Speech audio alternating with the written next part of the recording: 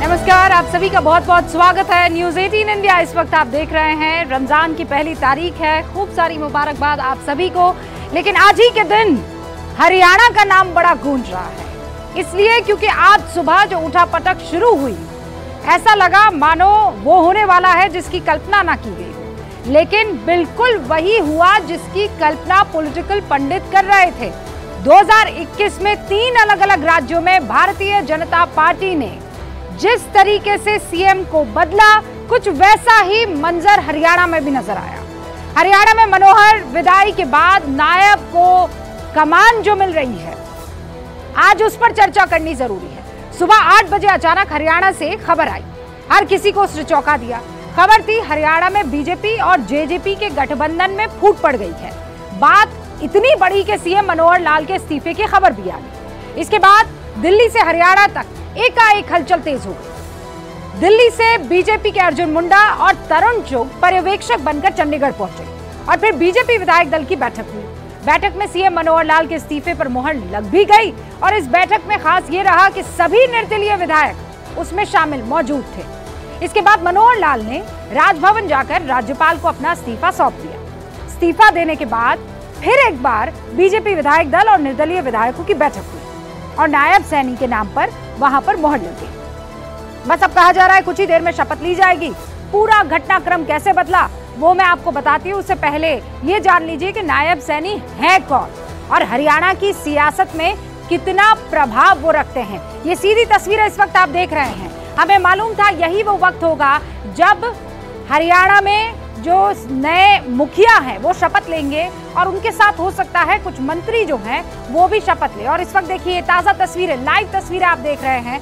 Haryana BJP के प्रदेश अध्यक्ष नायब सैनी अब से कुछ ही देर में हरियाणा के मुख्यमंत्री के तौर पर शपथ लेने वाले हैं। हरियाणा के कुरुक्षेत्र से ये सांसद हैं, ओबीसी समुदाय से ताल्लुक रखते हैं। 8% सैनी वोट का जो प्रतिनिधित्व है वो कोई और नहीं, वो नायब सैनी करते हैं। राष्ट्रीय स्वयंसेवक संघ से जुड़े रहे हैं।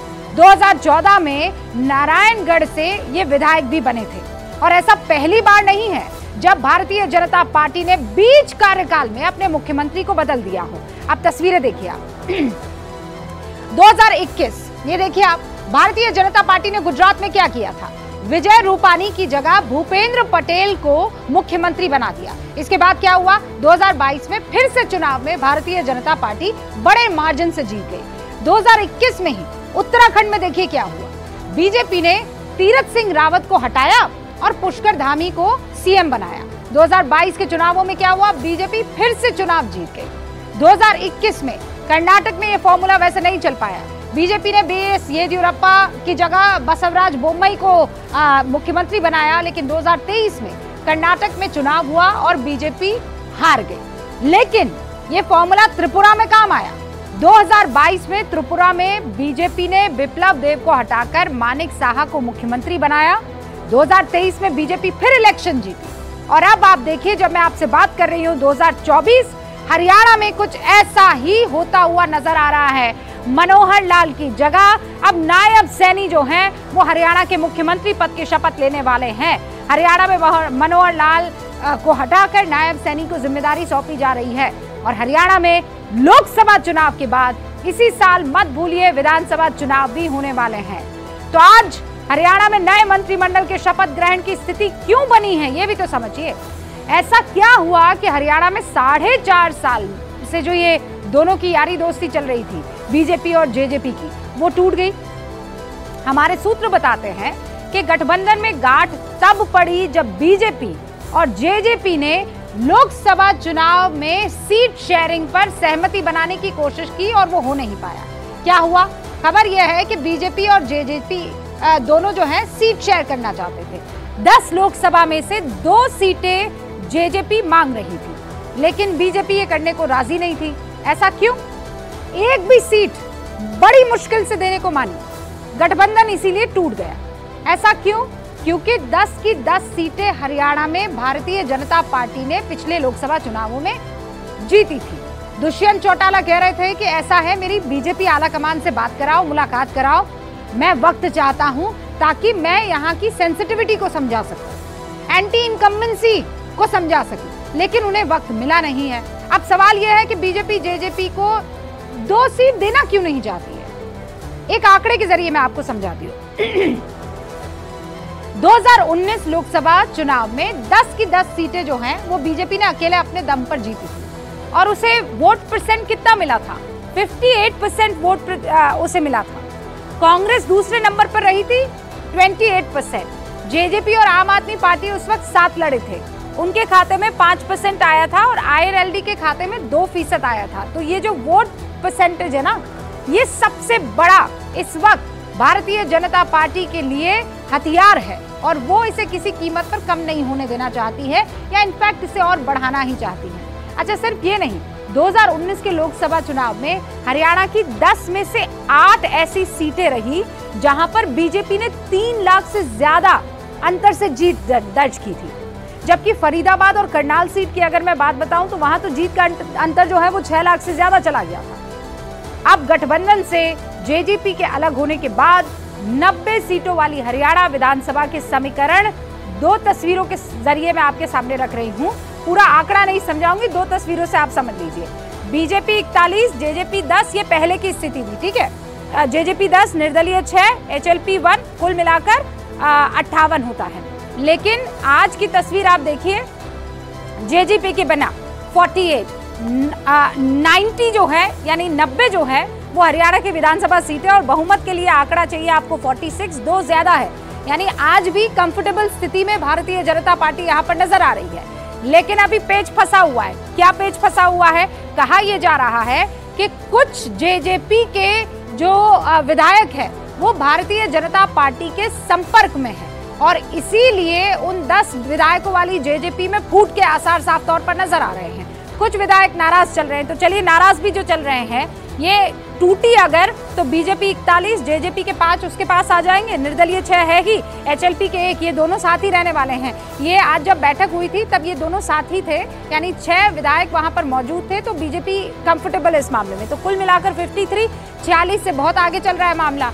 अगर मान लीजिए और विपक्ष की स्थिति वो आपके सामने है, कांग्रेस के साथ जेजेपी चली जाएगी, लेकिन जेजेपी अपने 10 के साथ नहीं जा रही है। अभी सूत्र हमें ये बता रहे हैं कि 5 ऐसे हैं जो अभी भारतीय जनता पार्टी के संपर्क में हैं। अब मैं हरियाणा के जातिगत समीकरण के बारे में आपको बता देना चाहती हूँ कि नायब सैनी अचानक क्यों मुख्यमंत्री के तौर पर शपथ लेते हुए आपको नजर आ रहे हैं। इसके पीछे बहुत गणित है, अरिथमेटिक है। जाट कितने हैं? सबसे ज्यादा जाट है हरियाणा में और वो है 22%। 40 सीटों पर असर है, 90 में से 40 सीटों पर ये जाट 22% असर डालते हैं। फिर दूसरा नंबर आता है दलित का। दलित 21% है, यानी सबसे बड़ा वोट बैंक दलित भी है। हरियाणा में 17 ऐसी विधानसभा सीटें हैं जो कि आरक्षित है और 2014 से पहले तो कांग्रेस या फिर आईएनएलडी जो है वो इन 17 विधानसभा सीटों पर कब्जा जमाए रखती थी। लेकिन फिर क्या हुआ, 2014 में बीजेपी ने इन 17 में से 9 सीटें जो है जीत ली, यानी वोट बैंक उसने तोड़ने की कोशिश की और उसे यहाँ पर कामयाबी मिली। 2019 में उसे 5 सीटें मिली थी महज। 2014 में जो 9 सीटें हुआ करती थी भारतीय जनता पार्टी की, इन 17 में से वो महज 5 बस बची। सैनी समुदाय, नायब सैनी जहां से आते हैं, उसका परसेंट है 8। कुरुक्षेत्र में, यमुनानगर में, अंबाला में, हिसार में, रेवाड़ी में सैनी समुदाय बहुत अच्छी खासी तादाद में है। पंजाबी वोट बैंक भी 8% है। मनोहर लाल खट्टर जो हैं वो उसी समुदाय से आते हैं और इस वोट बैंक का असर आप ऐसे समझिए कि 90 में से 25 सीटों पर पड़ता है। हरियाणा में ब्राह्मण वोट जो है वो 7.5% है, अहीर वैश्य 5% है, गुजर 3.2% है, जाट सिख, ये बाकी सारी कम्युनिटी आपके सामने है। मेव और मुस्लिम जो हैं, बाकी अन्य जातियां वो आपके सामने है। 8% अन्य जाति, मेव और मुस्लिम जो है वो 4% है। यही वजह है कि 22% आबादी के चलते हरियाणा की राजनीति में जाटों का दबदबा। हरियाणा में 33 साल जाट मुख्यमंत्री रहा, अलग अलग मुख्यमंत्री रहे, जबकि 24 वर्ष गैर जाट सीएम बने। और इसमें कोई शक नहीं है कि हरियाणा की कास्ट पॉलिटिक्स में बीजेपी ने उन वोट बैंक के बीच जगह बनाने में कामयाबी हासिल की है जो परंपरागत तौर पर कभी उसके हुआ नहीं करते थे। बीजेपी ने ही 2014 में जब गैर जाट सीएम बनाया तब हर कोई चौंक गया था। मनोहर लाल पहली बार हरियाणा के मुख्यमंत्री बने, फिर 2019 में उनको दोहराया, लेकिन आज क्या वजह है कि 2024 में बीजेपी एक सैनी समुदाय से सीएम बनाकर मैसेज देने की कोशिश कर रही है, और वो कौन सा मैसेज? सवाल है कि क्या बीजेपी का ये जो नायाब फॉर्मूला है या नायाब फॉर्मूला है वो कामयाब होगा? ये आज गूंज का बड़ा सवाल है।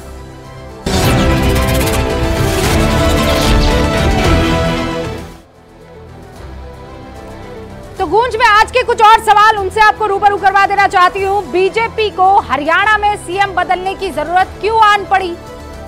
नायब सैनी के जरिए जातीय समीकरण क्या बीजेपी साध पाएगी? हरियाणा में विपक्ष की रणनीति पर क्या बीजेपी का ये जो प्रयोग सहयोग आप इसे जो कह दे वो भारी पड़ने वाला है? ये 3 सवाल जिनके इर्द गिर्द आज हमारी गूंज रहने वाली है। जो खास मेहमान हमारे साथ जुड़ चुके हैं उनसे आपका तारुफ करवा देना चाहती हूं।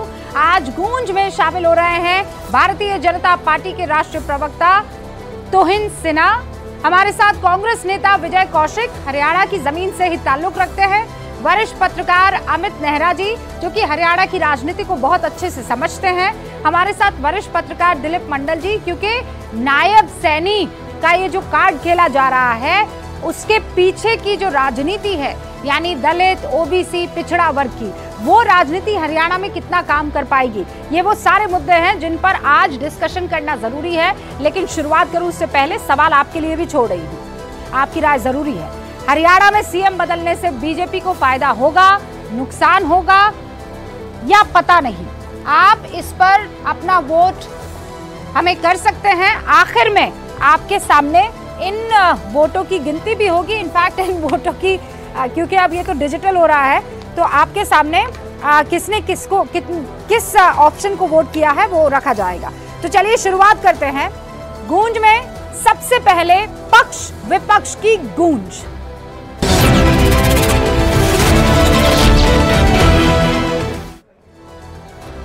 तो इनकी शुरुआत आपसे कर रही हूं। सवाल ये है, एंड टाइम पर आप लोग ये सीएम काहे बदल लेते हैं? अपने वाले पर कॉन्फिडेंस नहीं क्या?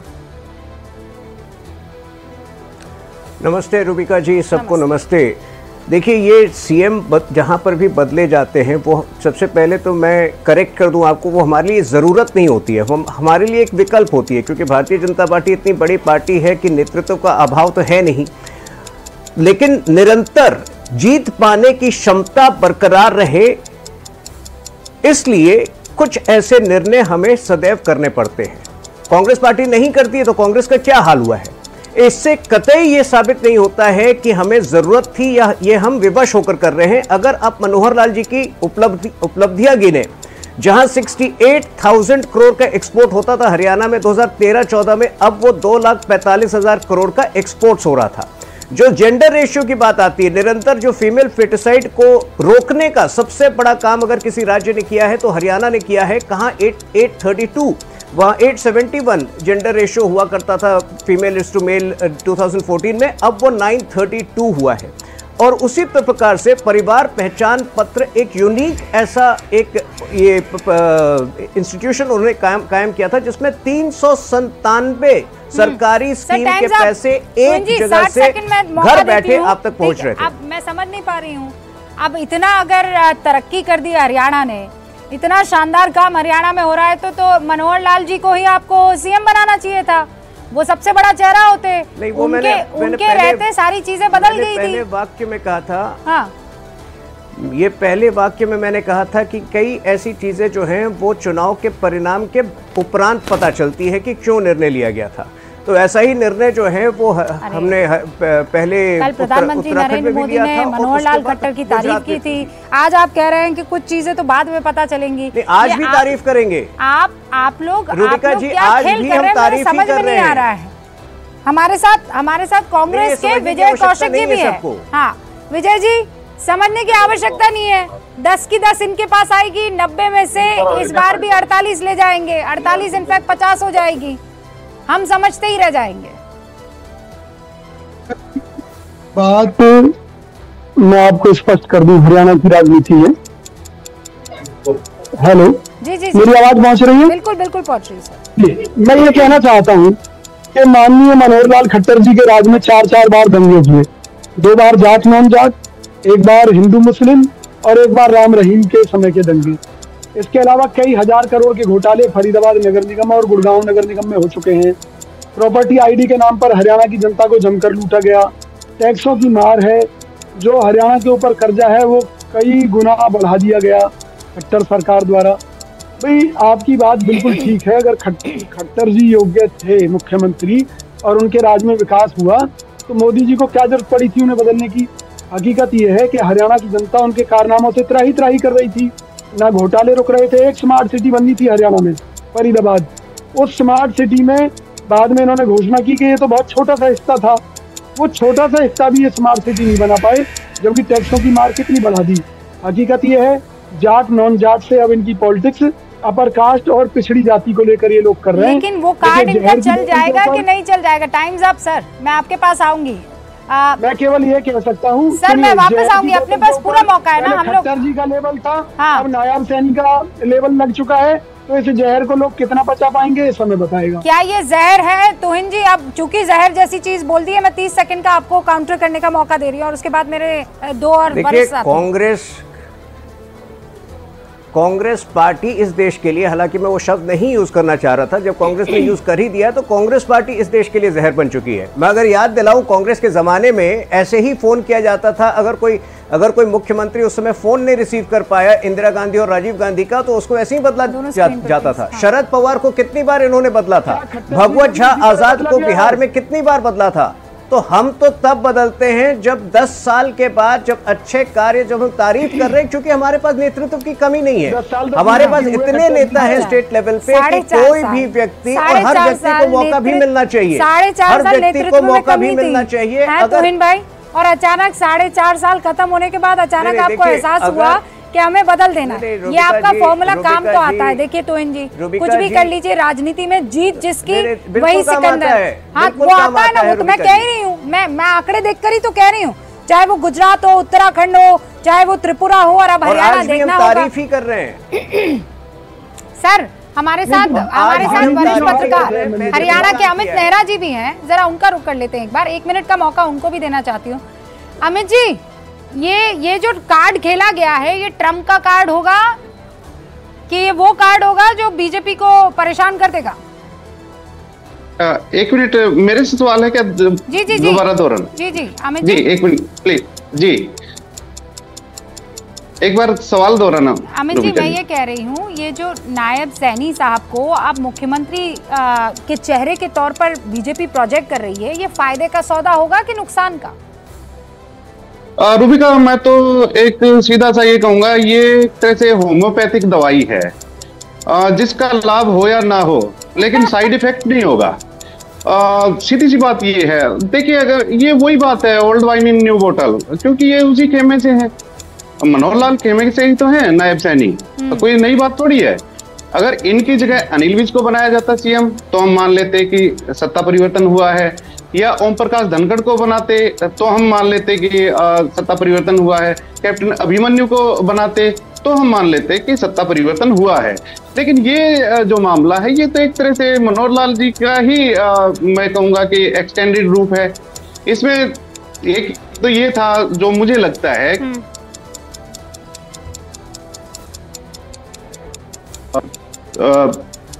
बीजेपी को, तो उस वजह से ये सारा मामला किया गया है। क्योंकि अगर दोनों साथ लड़ते तो मुझे लगता है कि अपेक्षित उनको सफलता नहीं मिलती। अब ये दोनों अलग अलग लड़ेंगे तो इनका वोट बैंक भी अलग होगा और सारी चीज अलग होंगी, तो इनके आपने तो पूरा खेल ही समझा दिया।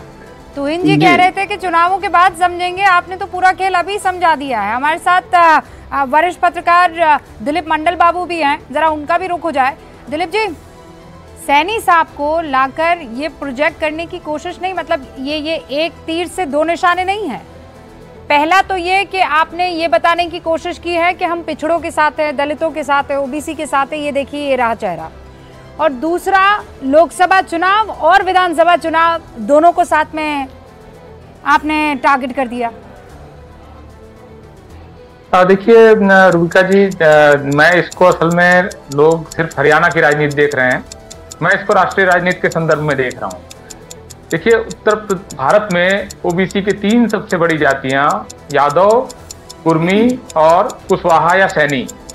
बीजेपी के पास मोहन यादव के रूप में एक यादव चेहरा है जो कि मुख्यमंत्री है मध्य प्रदेश के। कुर्मी चेहरे के रूप में एनडीए का नेता, एनडीए में नीतीश कुमार हैं, और कुशवाहा जो एक तरह से सबसे बड़ी ओबीसी जातियों में से एक है, उसका अब एक नेता उनके पास होगा नायब सिंह सैनी के रूप में। तो मुझे लगता है कि बीजेपी ने ओबीसी के राजनीति के में वो कार्ड खेल दिया है। असल में इस समय हो क्या रहा है, कांग्रेस भी हिस्सेदारी की बात कर रही है, जिसकी जितनी संख्या भारी उसकी उतनी हिस्सेदारी। राहुल गांधी बार बार हर मीटिंग में कह रहे हैं आबादी गिनो, हिस्सेदारी दो। तो कांग्रेस ने जो हिस्सेदारी का कार्ड खेला, उसके जवाब में बीजेपी ने हिस्सेदारी का उससे बड़ा कार्ड खेल दिया है, और तीनों प्रमुख ओबीसी जातियां।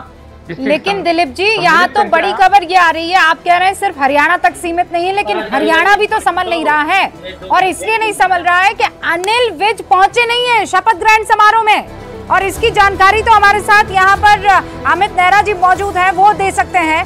शपथ ग्रहण समारोह में पहुंचे नहीं है। राजभवन में थोड़ी देर में शपथ ग्रहण समारोह होने वाला है हरियाणा के। जेजेपी के 4 विधायक हरियाणा राजभवन जो है वो पहुंच चुके हैं, लेकिन अनिल विज नहीं पहुंचे हैं। कहा यह जा रहा है कि अनिल विज बहुत नाराज है। इनफैक्ट गृह मंत्री अनिल विज जो है वो पर्यवेक्षकों के साथ जो बैठक हो रही थी उसमें भी नाराज हो गए थे। सीएम पद के लिए नया नाम लाकर जो बीजेपी ने चौंकाया, उसके बाद मुझे सिर्फ 1 मिनट का समय दीजिए। बिल्कुल बिल्कुल, मैं आप सबको मौका दूंगी, लेकिन तोइन साहब, अनिल विज जी नाराज है। देखिए, बीजेपी एक निस्वार्थ पार्टी है। अगर यही चीज़ अगर कांग्रेस में इतने बड़े निर्णय इतनी जल्दी लिए जाते तो शायद कांग्रेस में अब तक रिजॉर्ट पॉलिटिक्स शुरू हो जाता। तो हो सकता है कोई निजी कारण होगा। जब तक पूरी जानकारी और स्पष्ट जानकारी ना मिले कि अनिल विज जी क्यों नहीं है, उस पर कोई भी टिप्पणी करना इस वक्त उचित नहीं होगा। लेकिन मैं आपको यकीन दिला सकता हूं कि 1-2 दिन में वो भी बाकी मंत्रियों के साथ और बाकी जो पार्टी के साथ एक स्वर में बात करते हुए पाए जाएंगे। हाँ सर, कौशिक जी सुन रहे ना? मैं ये बताना चाहता हूँ, कौशिक जी याद दिला रहे हैं कि आपके यहाँ सचिन पायलट होते हैं, आपके यहाँ पर बाकी सारे नाराज धुरंधर होते हैं। यहाँ पर कोई या तो नाराज होता है या धुरंधर होता है। ज्योतिरादित्य सिंधिया के लिए ऑपरेशन लोटस कौन चलाता है? बीजेपी चलाती है, पैसा खर्च करती है, सीबीआई ईडी का डर दिखाती है। बहरहाल अभी इनके एक सांसद हरियाणा से विजेंद्र सिंह जी का आपको नाम याद हो, वो कांग्रेस में शामिल हुए हैं। तो बीजेपी की हालत खराब है। मौजूदा सांसद बीजेपी छोड़कर कांग्रेस में आ रहे हैं, पहली बात। दूसरी बात, जेजेपी के साथ गठबंधन क्यों तोड़ा? जेजेपी की आड़ में इन लोगों ने मिलकर हरियाणा को लूटा। अगर आपको याद हो, कोरोना पीरियड के दौरान सरकारी गोदाम में रखी हुई करोड़ों की शराब कई सौ करोड़ में बेच दी गई हरियाणा के अंदर कोरोना पीरियड के दौरान। मतलब 1000 की बोतल सीधा 5-5 हजार में इन लोगों ने बेची। हाँ। तो ये लोग, इन लोगों ने हरियाणा को लूटा है। अब इनको लगा कि भी उनके पाप कर्मों का ठीकरा इनके सिर पर भी फूटेगा, और इनके पाप कर्म तो सबके सामने ही है। सुनिए ना, हरियाणा को आप बड़े बड़े आरोप लगा रहे हैं कि ये लूट रहे हैं, और 10 की और ये कह रहे हैं कि हम लूट रहे हैं, हम सीटें लूट रहे हैं, वोट बैंक लूट रहे हैं आपसे। नहीं, देखिए, वोट बैंक किसी की बपौती नहीं है। अगर आप अच्छे काम करेंगे तो वोट मिलेगी, अगर अच्छे काम नहीं करेंगे, मैं दावा करता हूँ मेट्रो जो है फरीदाबाद में बल्लभगढ़ तक किसकी देन? कांग्रेस की देन। इन्होंने कहा पलवल तक पहुंचाएंगे, इन्होंने कहा फरीदाबाद से गुड़गांव पहुंचाएंगे। 1 इंच भी इन्होंने बढ़ाई हो तो बताइए। तो कल ही तो प्रधानमंत्री नरेंद्र मोदी वहां पर मौजूद है, तो इन साहब जवाब दीजिएगा। लेकिन इस वक्त अनिल विज का एक बयान आपको सुनवा देना चाहती हूँ। महज कुछ सेकंड की ये बाइट है, सुनिएगा, बॉडी लैंग्वेज पर ध्यान दीजिएगा, गौर कीजिएगा। नहीं, कुछ नहीं बताएंगे, बताने वाले सर, बताने वाले बताएंगे। आप ही बता दो सर, मीटिंग में क्या कुछ रहा सर?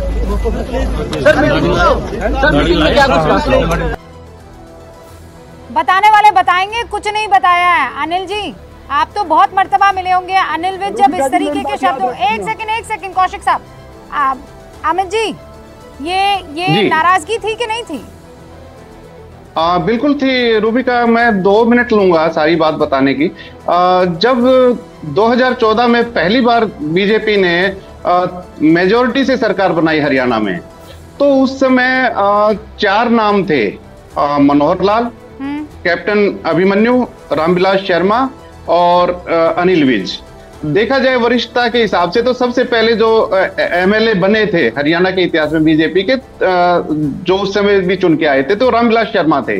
1977 में पहली बार वो एमएलए बने थे। उसके बाद अनिल विज का नंबर था, वो वरिष्ठ थे। सर और एक ये सेकंड दोनों रोक रही हूं आपको, रुकिए ना अमित जी, हम तो तस्वीरों के जरिए समझने की कोशिश कर रहे हैं गड़बड़ी क्या क्या हो रही है। 4 सीटें रखी हुई थी सर राजभवन में शपथ ग्रहण समारोह में, अब वो 4 कुर्सियां हटकर 3 कुर्सियां हो गई है। मंच पर पहले 4 कुर्सियां थी, अब ये घटकर 3 कुर्सियां हो गई है, यानी कोई तो है जो नाराज है, और वो कोई हम इशारा कर रहे हैं अनिल विज जी हैं। अमित जी साफ तौर पर नजर आ रहा है कुर्सी कम। मैं यही बता रहा हूँ रूबिका, मैं इसका जो पृष्ठभूमि है इस नाराजगी की वो बता रहा हूँ। तो ये जो दोनों थे मनोहर लाल और कैप्टन अभिमन्यु, ये पहली बार ही विधायक बने थे, और एक को बना दिया था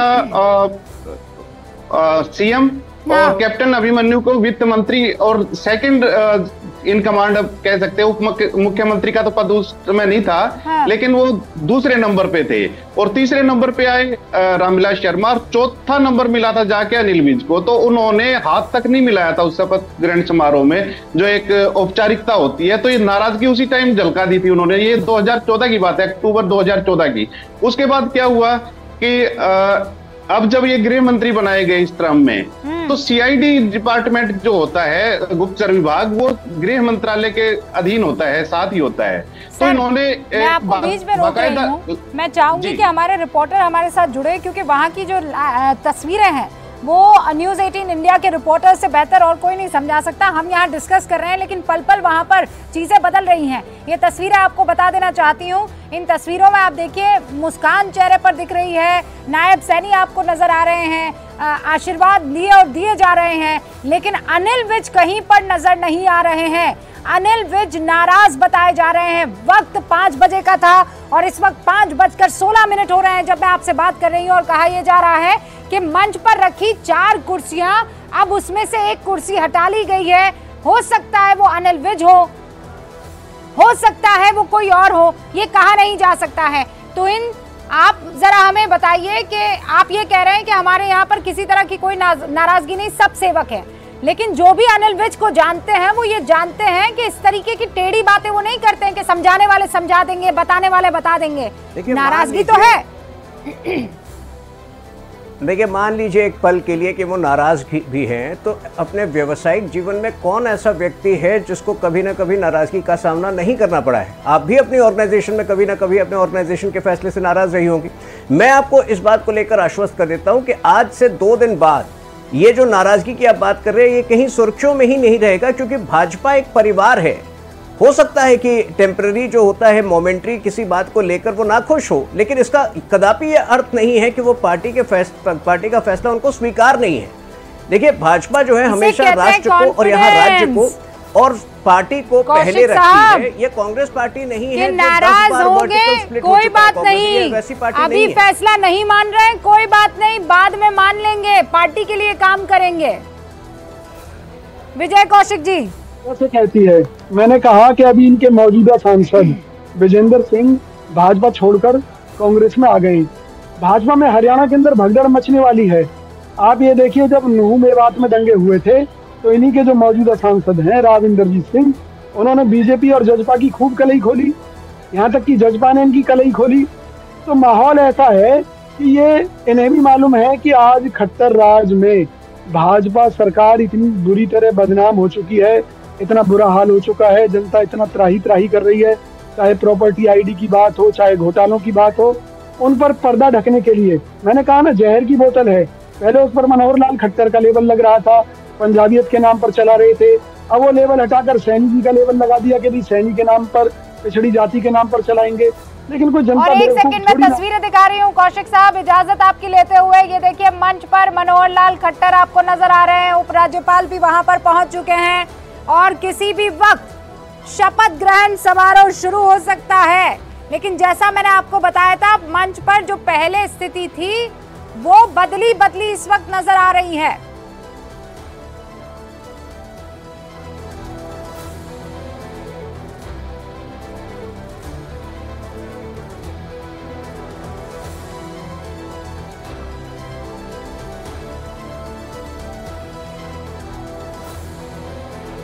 शपथ ग्रहण समारोह में अनिल विज अभी भी नहीं पहुंचे हैं। और इस वक्त आपको जो तस्वीरें हम दिखा रहे हैं ये राजभवन की तस्वीरें हैं, जहां पर इस वक्त मंच पर मनोहर लाल खट्टर पहुंच चुके हैं। राष्ट्रगान हो रहा है, आवाज हमने बुलंद नहीं की है उस जगह की, क्योंकि आप भी जानते हैं कि फिर उसके बाद कार्रवाई शुरू होगी। और इनफैक्ट आपके सामने वो तस्वीरें हैं। 2021 बीजेपी ने गुजरात में विजय रूपाणी की जगह कुछ इसी तरीके से भूपेंद्र पटेल को मुख्यमंत्री बनाया था।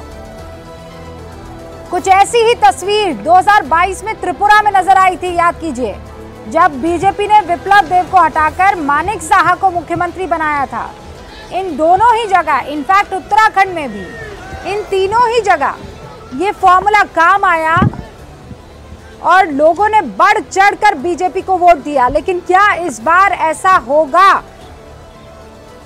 कर्नाटक में जब बीएस येदियुरप्पा को हटाकर बसवराज को मुख्यमंत्री बनाया गया था, माननीय राज्यपाल महोदय से समारोह आरंभ करने की अनुमति और समारोह आरंभ करने की अनुमति लेते हुए इस वक्त मंच पर आसीन माननीय राज्यपाल महोदय ने अनुमति प्रदान कर दी है, अतः इस समारोह की कार्यवाही आरंभ की जाती है।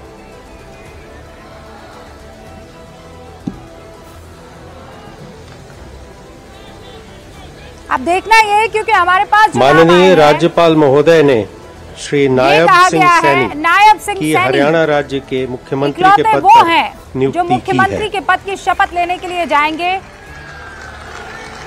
कहा जा रहा है कि मनोहर लाल के ही राइट हैंड कहे जाते हैं। अब मैं श्री नायब सिंह सैनी जी से निवेदन करता हूं कि वे पद एवं गोपनीयता की शपथ ग्रहण करने के लिए पधारें।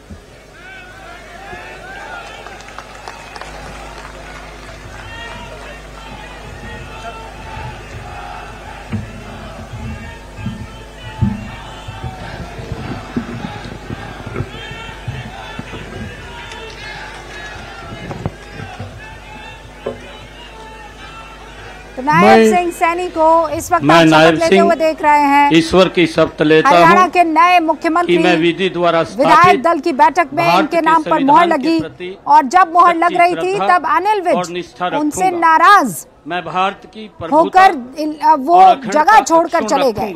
हालांकि पूर्व सीएम मनोहर लाल खट्टर फूले नहीं समा रहे हैं, खुद उनको श्रद्धापूर्वक बधाई देते नजर आए। निर्वहन करूंगा तथा भय या पक्षपात यतेंद्र मेरे साथ जुड़ चुके हैं, जरा उनका रुख करते हैं। यतेंद्र, अनिल विज वहां पर नहीं पहुंचे हैं, कुर्सी एक कम कर दी गई है, ये नाराजगी दूर तलक जाएगी। मैं नायब सिंह देखिए बिल्कुल अनिल विज यहाँ पर नहीं आए हैं और आप देख सकते हैं शपथ ग्रहण समारोह यहाँ पर शुरू हो गया। नायब सैनी मुख्यमंत्री पद की शपथ ले रहे हैं। जब नायब सैनी के नाम का ऐलान हुआ था तो अनिल विज तुरंत उस सभा कक्ष से जहाँ पर विधायक दल की बैठक हुई थी वहां से तुरंत निकल गए थे बिना किसी को कुछ बोले। जब उनसे बात की गई तो उन्होंने साफ तौर पर कहा कि जो अधिकृत है बोलने के लिए, यानी कि जो दिल्ली से पर्यवेक्षक बोले गए हैं वो ही इस बारे में जानकारी देंगे, और इतना कहकर वो वहां से निकल गए। क्योंकि अनिल विज बड़े जिद्दी स्वभाव के माने जाते हैं और हमेशा से उनके बारे में कहा जाता है कि उनको जो सही लगता है वो करते हैं, और शायद यही कारण था कि हरियाणा के जो पूर्व मुख्यमंत्री थे मनोहर लाल खट्टर, उनके साथ उनकी हमेशा लड़ाइयों की खबरें, हमेशा जो कह सकते हैं कि तनातनी की खबरें हमेशा आती रही, और शायद यही कारण था कि जब दूसरा टर्म बना तो उनको मनाने के लिए, उनको संतुष्ट करने के लिए उन्हें गृह मंत्री यानी कि गृह मंत्रालय जो सीएम के पास होता था वो अनिल विज को देना पड़ा। हालांकि अनिल विज इससे पहले स्वास्थ्य मंत्री थे, लेकिन दूसरे टर्म में उनको गृह मंत्रालय भी देना पड़ा। यानी कि इस तरह का कद भी उनका समझा जा सकता है, जिद्दी स्वभाव भी समझा जा सकता है। लेकिन आज जब उनको कहीं ना कहीं उम्मीद थी कि वो मुख्यमंत्री पद की रेस में हो सकते हैं, लेकिन जब ऑब्जर्वर ने विधायक दल की बैठक में नायब सैनी के नाम का ऐलान किया तो सबसे पहले निकलने वालों में अनिल विज थे। वो बिना किसी से कोई बात किए निकल गए और अभी भी बता रहे हैं कि वो अंबाला में हैं और यहाँ पर अपनी नाराजगी की वजह से नहीं आए हैं। जी, और पांव छूकर ये देखिए ना, दूसरी तरफ नायब सैनी ने आशीर्वाद दिया मनोहर लाल खट्टर का, दूसरी तरफ अनिल विज जो है वो बहुत नाराज चल रहे हैं। जिला महामंत्री बने थे बीजेपी में अंबाला से 2002 में, और आज 2024 में आप नायब सैनी को मुख्यमंत्री के रूप में हरियाणा के देख रहे हैं। सारे खास मेहमान हमारे साथ जुड़े हुए हैं। अभी कोई और चेहरा हमें दिख नहीं रहा है जो यहाँ पर शपथ लेगा, यानी इकलौते नायब सैनी थे जिनको मुख्यमंत्री की शपथ दिलाई गई है। लेकिन यहाँ से अब आगे कहाँ जाता हुआ मसला नजर आ रहा है। अमित नेहरा जी भी हमारे साथ जुड़े हुए हैं। अमित जी, माननीय राज्यपाल महोदय ने मुझे ये बताइए मुख्यमंत्री जी के परामर्श पर ये जो नाराजगी है ये कुछ घंटों की रहने वाली है या फिर ये ऐसी नाराजगी होगी जो बीजेपी को लोकसभा चुनावों में भारी पड़ेगी? अब मैं श्री कंवरपाल जी मुझे नहीं लगता कि बहुत ज्यादा भारी पड़ेगी नाराजगी, क्योंकि अनिल विज जो हैं वो अनप्रिडिक्टेबल स्वभाव के हैं। उनका प्रिडिक्ट नहीं कर सकते, उनके आप टटोल नहीं सकते कब क्या कदम उठाएंगे। हालांकि यही वजह रही है कि उनको सीएम नहीं बनाया गया अभी तक 10 साल में, क्योंकि आला कमान को उन पे विश्वास नहीं है कि कब वो कैसा रिएक्ट कर दे। तो ये एक बड़ी बाधा रही है। रही बात उनके प्रभाव की कि वो कितना प्रभाव छोड़ेंगे बीजेपी के ऊपर नेगेटिव प्रभाव आएगा या नहीं आएगा, तो मुझे नहीं लगता कि उनका इतना ज्यादा प्रभाव है। गुज्जर जी के बारे में बताइए, क्योंकि वो भी इस वक्त शपथ लेते हुए नजर आ रहे हैं। संविधान के प्रति सच्ची श्रद्धा और कंवरपाल गुज्जर, ये कंवरपाल गुज्जर है, अमरपाल नहीं। कंवरपाल गुज्जर है, शिक्षा मंत्री थे, तो इनको दोबारा रिपीट किया गया है।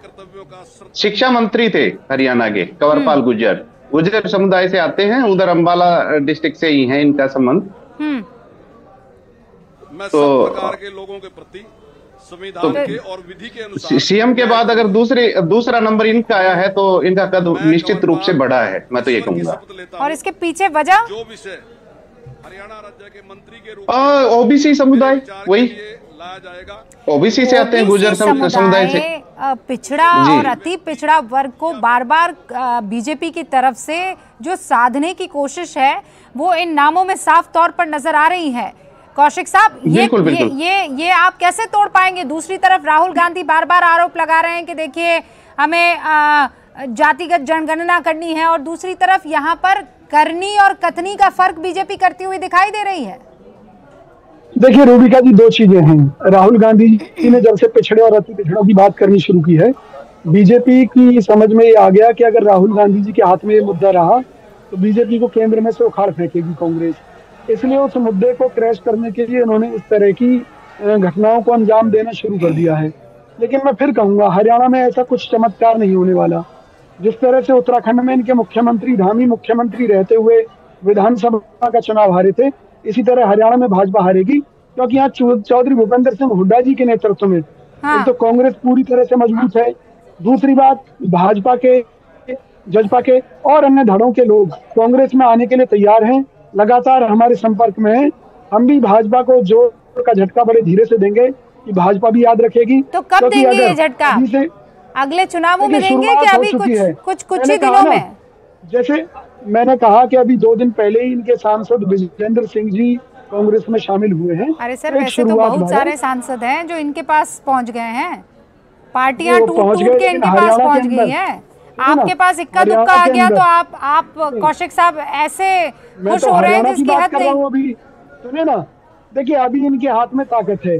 अभी सुप्रीम कोर्ट इनकी पोल खोलने वाली इलेक्टोरल बॉन्ड को लेकर एसबीआई से जब आंकड़े आएंगे, मतलब आप कह रहे हैं इनके बुरे दिन शुरू हो गए? ठीक है, फूटेगा। हाँ, तो इनके विदेशी कर्ज को लेकर हरियाणा में हारना मतलब होता है फूका, फूटेगा। मूलचंद शर्मा जी आगे, मूलचंद शर्मा। और मूलचंद शर्मा जी को इस वक्त आप देख रहे हैं,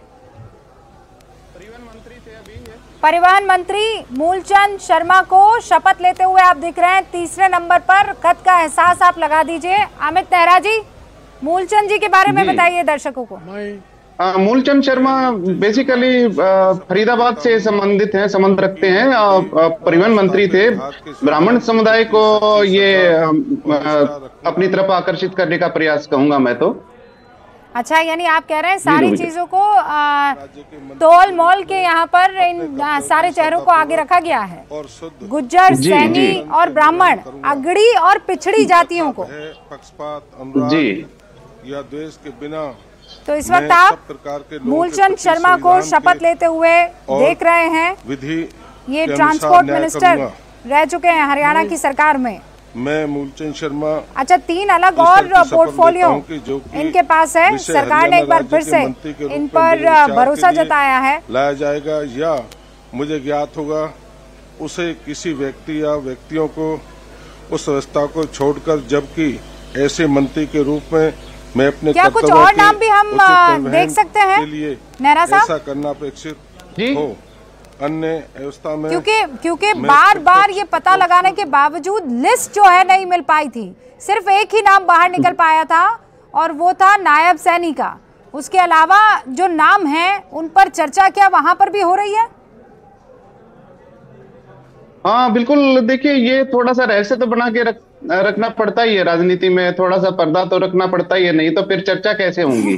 अगर आपने सब कुछ सार्वजनिक कर दिया तो उस पर आप चर्चा करेंगे कैसे? तो ये एक तरीका है पॉलिटिकल पार्टीज का कि आप अफवाहें भी फैलवाने दें, आप समर्थन में भी विरोध में भी, ताकि चर्चा में बने रहें।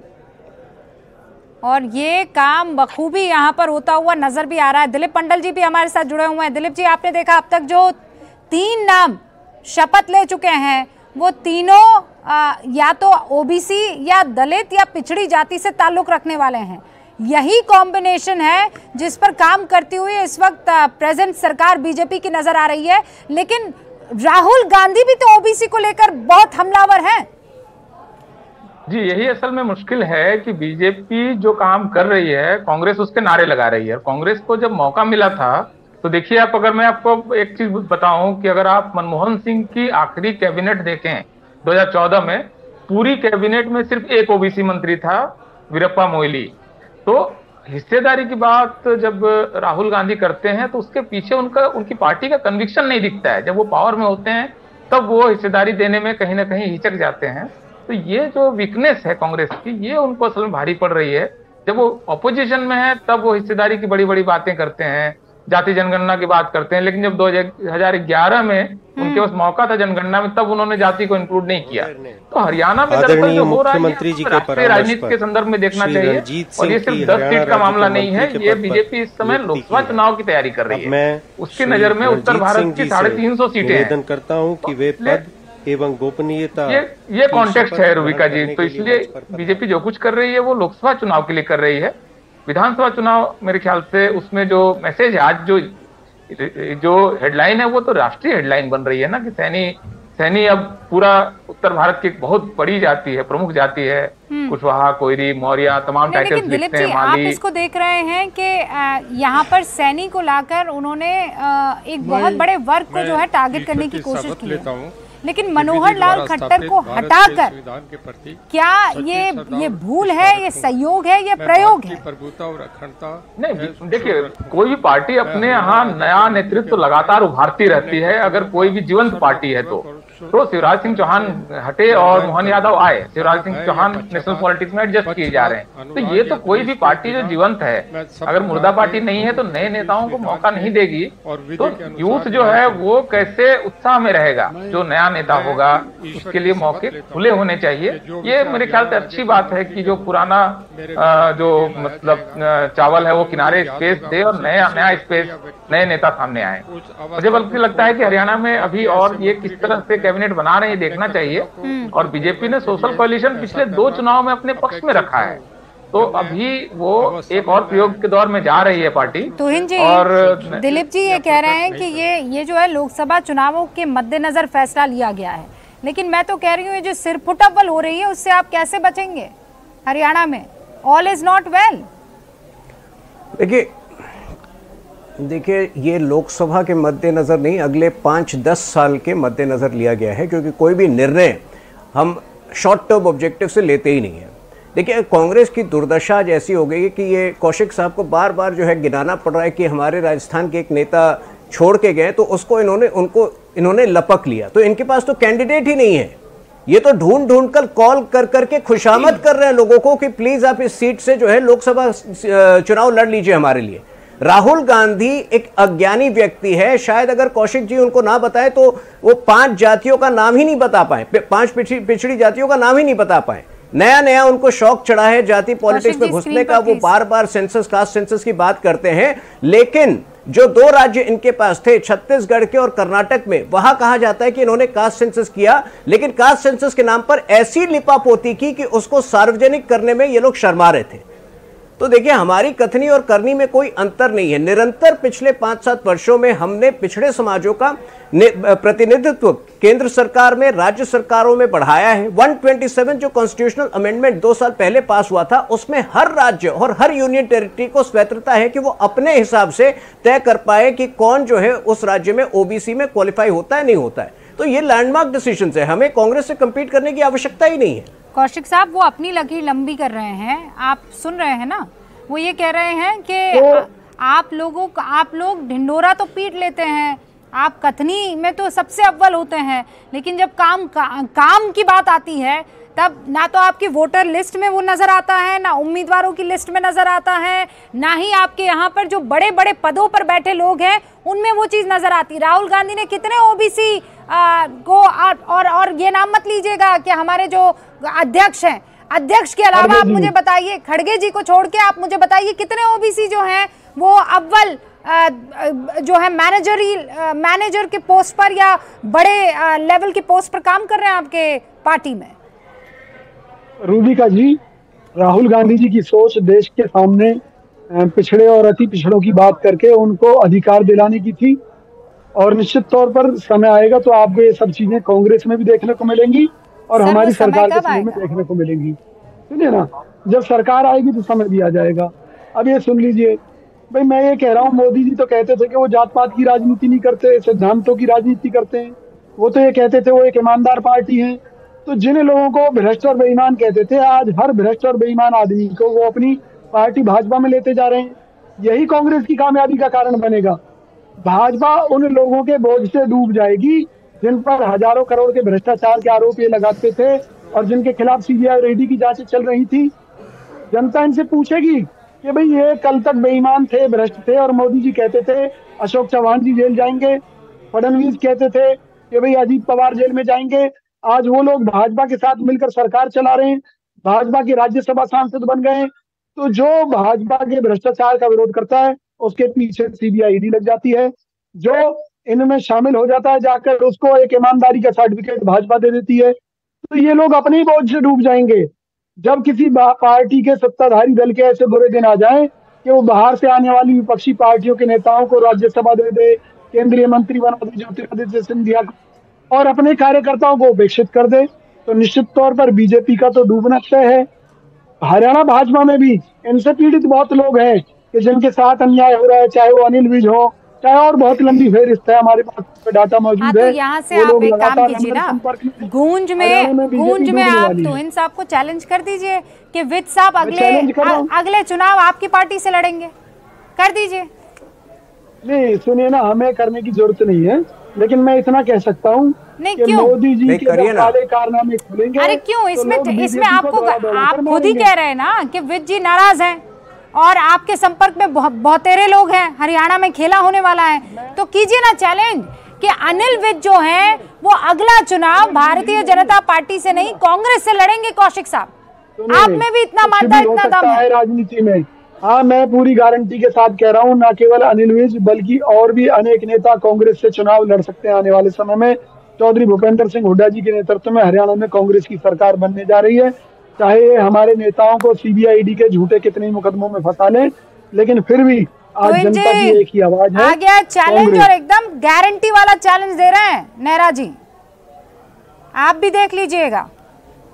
देखिए, हाँ तो जी 50 आज ही अगर आज यही चैलेंज कर दे आज आपके शो पर कि 50 सीटें पार कर देंगे, अर्धशतक लगा देंगे, तो बहुत बड़ी बात होगी, क्योंकि इस बार जो है कांग्रेस को 30-35 से ज्यादा सीटें पूरे देश में नहीं मिलने वाली है। जो ये बात कर रहे थे कि हमने अपने द्वार कांग्रेसियों के लिए खोल दिए, देखिए अगर हम वाकई अपने द्वार खोल दें ना तो 60-70% कांग्रेसी जो है वो इधर आ जाएंगे, लेकिन बहुत सीमित लोगों को काफी विचार विमर्श के बाद हम ले रहे हैं, क्योंकि कांग्रेस की हालत आज ऐसी है कि कांग्रेस छोड़कर लोग कहीं भी जा रहे हैं। ऐसा नहीं कि भाजपा उन्हें ले रही है या भाजपा की ओर ही वो आ रहे हैं, वो अजीत पवार जी की पार्टी में जा रहे हैं, वो एकनाथ शिंदे जी की पार्टी में आ रहे हैं। बस कांग्रेस छोड़कर उनका पलायन कांग्रेस से ऐसा हो गया है जैसे जब आपको याद होगा 3 वर्ष पहले, 2.5 वर्ष पहले जब तालिबान ने अफगानिस्तान का टेक ओवर किया था तो अफगानी सिविलियंस किस तरह प्लेन पर कूद कूद कर भाग रहे थे, आज लोग इस तरह से कांग्रेस छोड़कर भाग रहे हैं। ये सत्य है।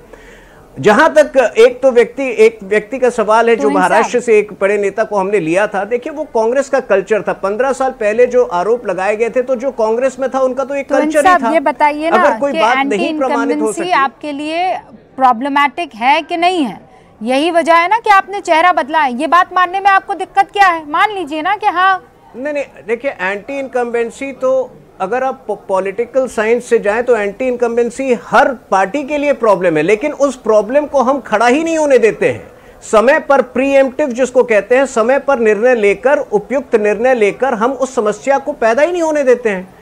अन्यथा तो पूरे विश्व में आप कहीं पर भी जाके देखिए, आज की तारीख में सोशल मीडिया के युग में जहां लोग इतने इम्पेशेंट होते हैं, जहां की सहनशीलता इतनी कम होती है, वहां तो 10 साल बहुत बड़ा समय होता है किसी भी नेता के लिए, किसी भी सरकार के लिए। लेकिन उसके बावजूद हमें केवल और केवल प्रो इनकम्बेंसी वोट मिलते हैं क्योंकि हम समय पर बड़े निर्णय ले पाते हैं। और आप खुद सोचिए कितनी बड़ा, इतना बड़ा निर्णय जो है, जो इस वक्त यहाँ इतना बड़ा निर्णय, वो ये कह रहे हैं कि आप मान लीजिए कि हम तो ये मानते हैं कि एंटी इनकम्बेंसी शुरू हो जाती है आप जैसे ही सरकार चलाना शुरू करते हैं, लेकिन हमें प्रो इनकम्बेंसी वोट मिलता है, इसमें कोई दो राय नहीं है। तो अमित जी, सवाल ये है कि हरियाणा में कौन किस पर इस वक्त भारी नजर आ रहा है? हुड्डा जी अब नायब सैनी पर, या बीजेपी कांग्रेस पर, या कांग्रेस बीजेपी पर? देखिए रूबिका, हरियाणा में विधानसभा चुनाव को होने में अभी 7-8 महीने बाकी हैं, लेकिन सीधी सी बात यह है कि सिकंदर वही बनता है जो सबसे ज्यादा वोट लेता है। और वोट सबसे ज्यादा किसको आएंगे, ये पार्टी की भी रणनीतियों पर निर्भर करता है, किसी नेता के कद विशेष पे भी निर्भर करता है। नहीं, पर हुड्डा जी भी तो कम कच्चे खिलाड़ी नहीं है ना।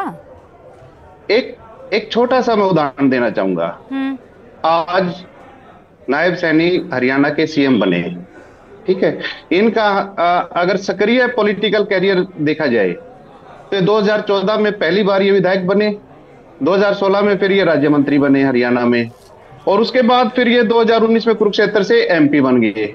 अब मैं एक छोटा सा वाकये का जिक्र करूंगा। नवंबर 2022 में हरियाणा में पंचायत इलेक्शन हुए थे, तो इनकी जो वाइफ हैं, धर्मपत्नी है सुमन सैनी, वो अंबाला जिले के जिला पार्षद का जो वार्ड नंबर 4 था उसमें चुनाव लड़ी थी, और इन्होंने खूब प्रचार किया था अपनी पत्नी के पक्ष में। हाँ। लेकिन वो चुनाव नहीं जीत पाई, वो चुनाव हार गई, और ये तो बिल्कुल है, रिटर्न में है, आप देख सकते हैं।